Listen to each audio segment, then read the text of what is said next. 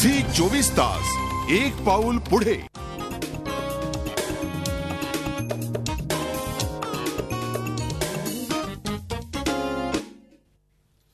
मराठी नाटक सध्या कुठे आहे याविषयी आपण चर्चा करतो आहोत. या चर्चेच्या शेवटच्या भागामध्ये आपण आलेलो आहोत. या भागाची सुरुवात आपण प्रसाद पासून करूया. प्रसाद दाणे आपल्या सोबत आहेत ठाण्याहून. प्रसाद, आतापर्यंत जे झालं ते झालं, कशा प्रकारे निर्मात्यांनी नुकसान सहन केलं असेल, सोन्याचे दिवस बघितले असतील, अनेक आव्हानं पेलली असतील वगैरे वगैरे, असं करत करत सध्या आपण अशा स्टेजला आहोत की जगाच्या पाठीवर सगळ्यात जास्त नाटकं सध्या मराठीमध्ये रंगभूमीवर येत आहेत आणि आठवड्याच्या प्रत्येक दिवशी ज्या रंगभूमीवर नाटक होतं ती केवळ मराठी रंगभूमी आहे. इथून पुढे नव्या पिढीचा तू प्रतिनिधी आहेस म्हणून मी तुझ्यापासून सुरुवात करतोय की इथून पुढे काय आव्हान आहेत असं तुम्हाला वाटतंय?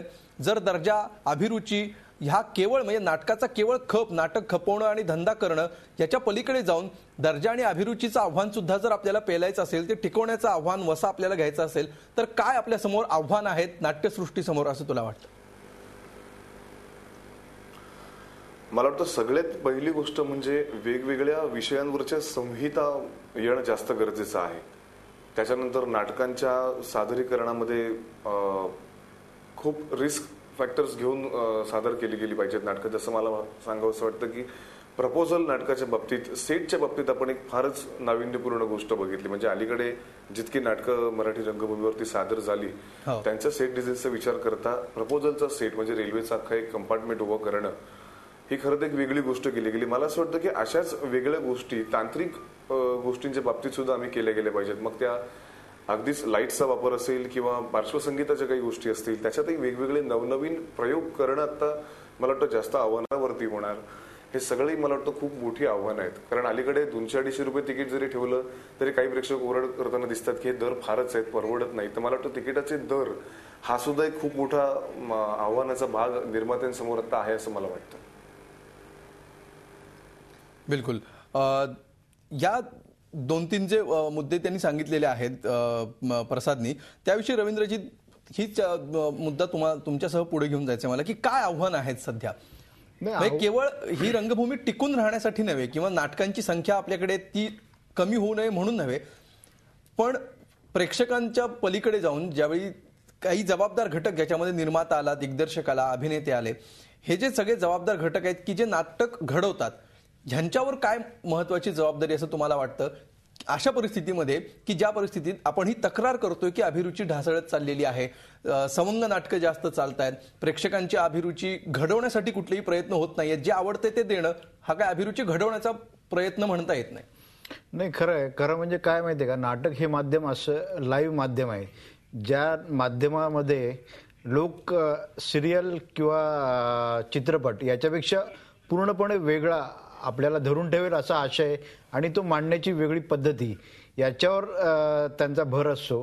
कारण नाहीतर याचं सिरियलचं दळण तर दिवसभर चालूच असतं, त्याच्यातनं काही फारसं नवीन काही घडताना दिसत नाही.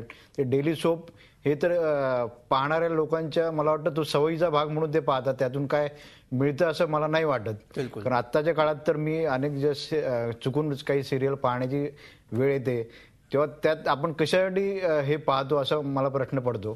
ते रियालिटी शो असो नाहीतर कुठले डेली सोप असो, क्वचित एखादा असा म्हणजे लिटिल चॅम्प सारखा एखादा कार्यक्रम मध्येच क्लिक होऊन जातो, ती गोष्ट सोडा. परंतु अत्यंत वाईट प्रकारचे कार्यक्रम टीव्ही आणि याच्यात, अर्थात मराठी सिनेमा तर खूपच बदलला आहे. तो बदलल्यामुळे आज प्रेक्षकही मला वाटतं तितकाच सुजाण होत चाललाय. आपण असं ते मगापासून म्हणतो की त्यांची अभिरुची बिघडले, तर ती मला तसे वाटत नाही. नाहीतर इतके वेगवेगळ्या प्रकारचे सिनेमे मराठी आले नसते, वेगवेगळ्या विषयांचे सादरीकरणाचे.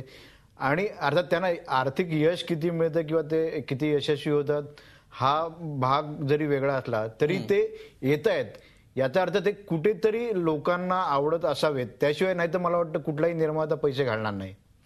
किमान म्हणजे त्याला कुठेतरी ती एक आशा असणार की या प्रकारे आपल्याला किमान ॲट कॉस्ट तरी निघेल. तर हीच गोष्ट मला वाटतं मराठी रंगभूमीवरही होताना दिसते. आता यावर्षी तर खरं तर बेचकी, Tom and Jerry, proposal, Shivaji underground in Bhimnagar मॉलला, गांधी आडवा येतो, अशी अनेक चांगली नाटकं खरं तर आहेत. आणि प्रेक्षकांना हे पर्याय आहेत म्हणजे चांगल्या नाटकांचे. आणि मला वाटतं ती नाटकं फार चालत नाही असं मला नाही वाटत. फक्त एक आहे, ती माउथ पब्लिसिटी किंवा इतर माध्यमांच्या मधून ती लोकांपर्यंत पोहोचायला काही वेळ जातो. तेवढा वेळ मला वाटतं निर्मात्यांनी तग धरणं गरजेचं आहे. आणि ते जर त्यांनी धरलं तर मराठी प्रेक्षकाची अभिरुची वाईट आहे असं मला नाही वाटत. फक्त त्यांना चांगलं तुम्ही काहीतरी दिलं पाहिजे आणि ते सतत दिलं पाहिजे.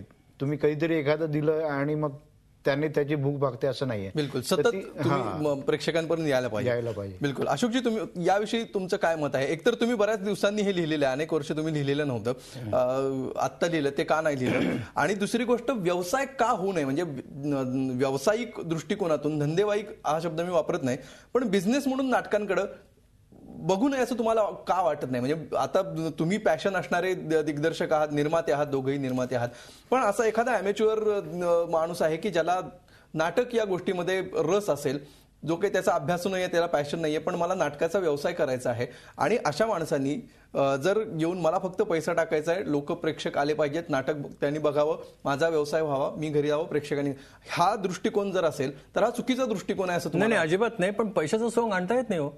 पैसे तुमच्याकडे असतील तर तुम्ही एखादं नाटक कराल. मग आपल्या पुढे हेच आव्हान आहे. आमच्या पुढे आव्हान जर कुठलं असेल तर स्वस्तातल्या स्वस्तात चांगलं नाटक कसं निर्माण करायचं, स्टार व्हॅल्यू काहीही न घेता प्रेक्षकांपर्यंत कसं पोहोचायचं, प्रेक्षकांना कसं खेचून आणायचं रंगभूमीपर्यंत, हे मोठं आव्हान आहे. आज मी म्हणजे कुठल्याही निर्मात्याकडे गेलो ना, ह्यांच्याकडे 4 नाटकं माझी होती, त्यातलं एकही रंगभूमीवर आणलं नाही त्यांनी 12 सालात. कारण का? स्टार मिळतच नाही. मग स्टारसाठी जर तुम्ही थांबून राहिलात तर मग आम्ही नाटकं लिहिणार कशी? म्हणजे आम्ही काय हा बाबा आमच्या एका स्टार करता लिहायचं नाटक असं ठरवून आम्ही लिहू शकत नाही. त्याने उद्या नाही केलं तर, आणि असं घडलं मध्यंतरी.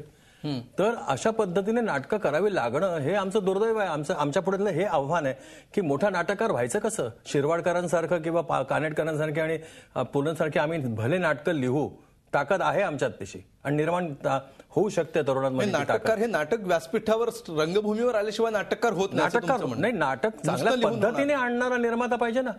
निर्माताच जर नसेल तुमच्या नाटकाला चांगला, आणि चांगला निर्माता म्हणजे कोण? स्टारच्या मागे धावणारा निर्माता चांगला नाही म्हणणार मी. सर तुझं हे नाटक आहे, नाही मला खूप भावलं, हे समाजाला आवडेल किंवा समाजाला नाही आवडेल ते परवा नाही, हा सामाजिक विषय हा मला मांडला पाहिजे, किंवा हे एक वेगळ्या पद्धतीचं नाटक आहे, मला करायचंय, हे जे पॅशन असतं. असं निर्माते कमी होत आहेत असं तुमचं म्हणणं आहे? असं निर्माते कमी होत आहेत? नाहीच आहेत निर्माते तसे, अगदी नाहीच आहेत असं ते म्हणतात. सुधीरजी काय म्हणाले? असं नाही, कधी कधी काय होतं, एका वेळी माझी उदाहरण 1-2-3 नाटकं जोरात चालली आहेत, मग अशोक म्हणतो तसं मी करू शकतो की याचं नाटक चांगलं आहे स्क्रिप्ट, पण 2-3 म्हणजे कलाकार काही नाव नसलं तरी पण काढू शकतो आपण नाटक. जोरात चाललंय म्हणजे काय? जोरात चालल्याचा हे काय? म्हणजे 1-2-3 नाटकं कलेक्शन वाईज चांगली चालली आहे ना, मग 2-3 नाटकं अशी काढू शकतो आपण काही प्रमाणात, कारण चालवायला काहीतरी पाहिजे. जसं ना एक ट्रेन असते की नाही, पुढे इंजिन असतं ना, तसं ते 1-2-3 इंजिनाचं, एक इंजिनचं नाटक लागतं पैशाचं, कळलं? हे बाहेरच्यांना बोलायला सोपं आहे की नाटक चांगलं आहे. ते मी सांगतो ना, माझी 80 नाटकं झाली हो, त्याच्यामुळे मी हे सांगू शकतो की शेवटी पैसा हा घटक आहे. कारण एक नाटक नाही चाललं ना तर 30-35 लाखाची धुलाई होते 100 प्रयोगात. बिलकुल. तुमच्या 80 मधली किती चालली? 80 मधली सणसणीत चालली, म्हणजे खरं सांगायचं तर माझ्या एवढी नाटकं कधी कधी कोणाची चाललेली नाही, पण म्हणजे माझ्या 5 नाटकांनी 1000 प्रयोग केलेत, नीट लक्षात घ्या. 1000च्या वर 5 नाटकं झालीत. म्हणजे बरीच नाटकं असे 500च्या वर 10-15 नाटकं झालीत, 20,000 न चाललेली पण संख्या सॉलिड आहे. त्यामुळे तराजू असाच आहे अजून तसा. आणि काही काही नाटकं हा म्हणतो अशोक, जसं मी डेअरिंग करायला जातो ना, तर मी परत थोडा वरतून म्हणजे सापशिडीत 99वरून खाली येतो 3वर. हे बोलायला सोपं आहे अशोकला, की आता हे पाहिजे, फॅशन पाहिजे, सगळं पाहिजे, पण शेवटी खिशात पैसे पाहिजे ना. ते मी म्हटलं ना आधीच, आता ह्याचं नाटक घ्यायचं ना, मी एक अगोदर नाटक केलं, हीच तर प्रेमाची गंमत आहे म्हणून. त्याचं खरं म्हणजे ते 1200 प्रयोग झालं असतं, पण काही नटांना काही प्रॉब्लेममुळे 650-700ला ते बंद झालं. माझी काही नाटकं 1000, 1200, 1500 प्रयोगाला गेली असती, काही नटांमुळे, काही याच्यामुळे ती अशीच गडगडली मध्ये. म्हणजे थोडक्यात आपण असं म्हणू शकतो का या कार्यक्रमाच्या शेवटी, की मराठी रंगभूमीसाठी सगळ्यात म्हणजे सोन्याचा दिवस यायचा असेल तर आपल्याला असं एक निर्मात्याचं पॅकेज मिळायला लागेल की ज्याच्याकडे पैसा असेल, ज्याच्याकडे नुकसान सहन करण्याची क्षमता असेल आणि शिवाय ज्याला नाटकाविषयी प्रचंड मोठा कळवळ असेल किंवा पॅशन असेल. अगदी बरोबर. असं कॉम्बिनेशन असल्याशिवाय चांगली नाटकं येणार नाहीत असं आपण म्हणूया. अगदी अगदी बरोबर. असं आता माझ्यात पण आहे हो, माझ्यात सगळे गुण तुम्ही म्हणतात ना पत्रिकेतले आहेत. फक्त पैसाच नाही त्याच्यात. ओव्हरऑल मी तुमच्या एकट्याविषयी नाही म्हणत आहे. आता नाही, मी काय म्हणतो हे सगळं दुसरा जो बोलायला- पैशाचा मुद्दा येतो, नाही, तुम्ही जो पैसे आहेत म्हणाला. ना, नुसतं पैशातून चालत नाही. काही काही ते नाटकात लेखकाचं स्क्रिप्ट, त्याला जुळून आलेले नट, त्याचा परत ना काही काही नट आहे की नाही, आपण जेव्हा मेंढी आखतो किंवा बकरे वगैरे आखत असतो ना, एक बकरं रस्ता सोडून शेतात जातो बघा. तसं काही काही नट असतात ते शेतात जातात, मग ते नाटक बंद पडतं. कळलं की नाही?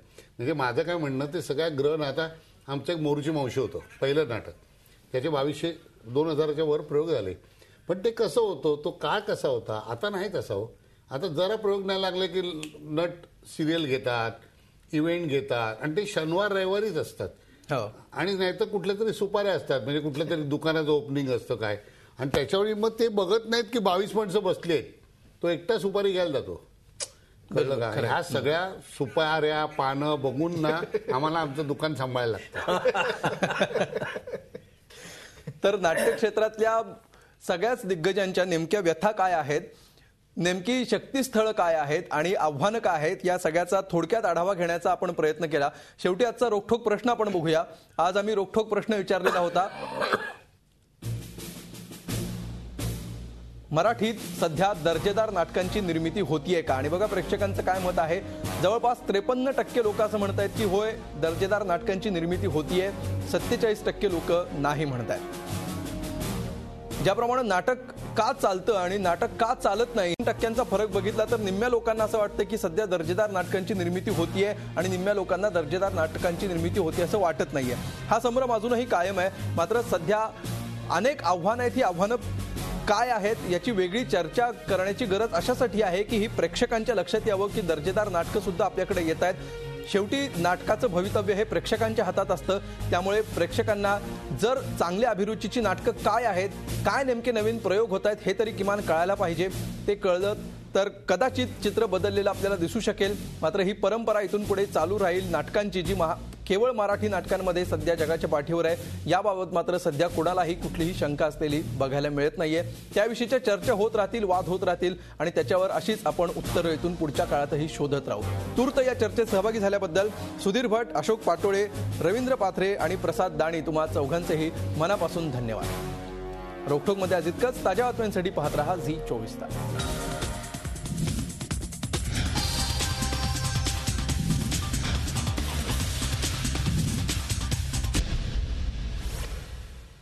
झी 24 तास, एक पाऊल पुढे.